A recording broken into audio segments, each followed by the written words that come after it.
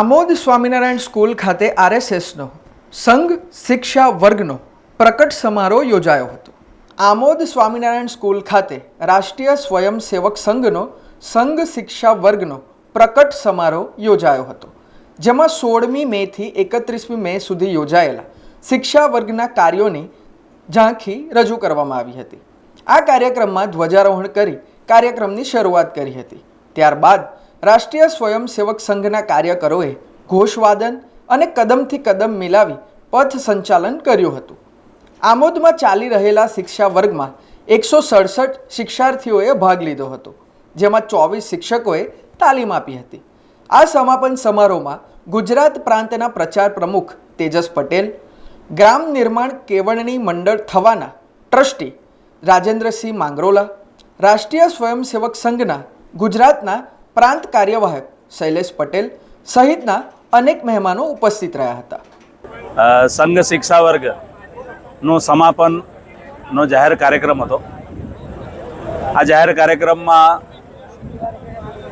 શિક્ષાર્થીઓ દ્વારા જે 15 દિવસની અંદર જે શારીરિક અને બૌદ્ધિક પ્રશિક્ષણ થયું હતું એનું નિદર્શનનો આ કાર્યક્રમ હતો। આ કાર્યક્રમમાં સમાજના દરેક વર્ગના લોકો જેમનો સહયોગ મળ્યો છે એ દરેક લોકોને અહીંયા આગળ આમંત્રણ હતું અને બધા જ લોકો અહીંયા મોટી સંખ્યામાં ઉપસ્થિત રહ્યા।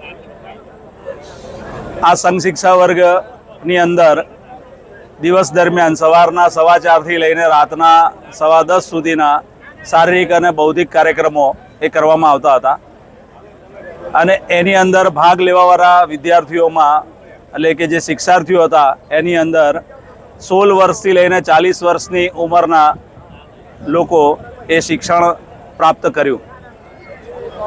અહીંયા આગળ આ વર્ગની અંદર સમાજનો જે સહયોગ રહ્યો એટલે અહીંયા આગળ 2 તાલુકા આમોદ અને જંબુસરના 22 ગામોમાંથી એ સવાર અને સાંજ રોટલી અને ભાખરીનો સહયોગ એટલે દરેક સમાજના દરેક વર્ગમાંથી અહીંયા આગળ કોઈ પણ જાતનો ભેદભાવ કર્યા વગર એક પરિવાર ભાવનાથી આ 22 ગામોમાંથી 3018 પરિવારોમાંથી એ રોટલી અને ભાખરી પણ એ અહીંયા આગળ સહયોગ રૂપે આવી અને આ શિક્ષાર્થીઓએ એ બધા આપણે બધા એક પરિવારના અંગ છીએ એવી રીતે એ સાથે મળીને એનો ઉપયોગ લીધો।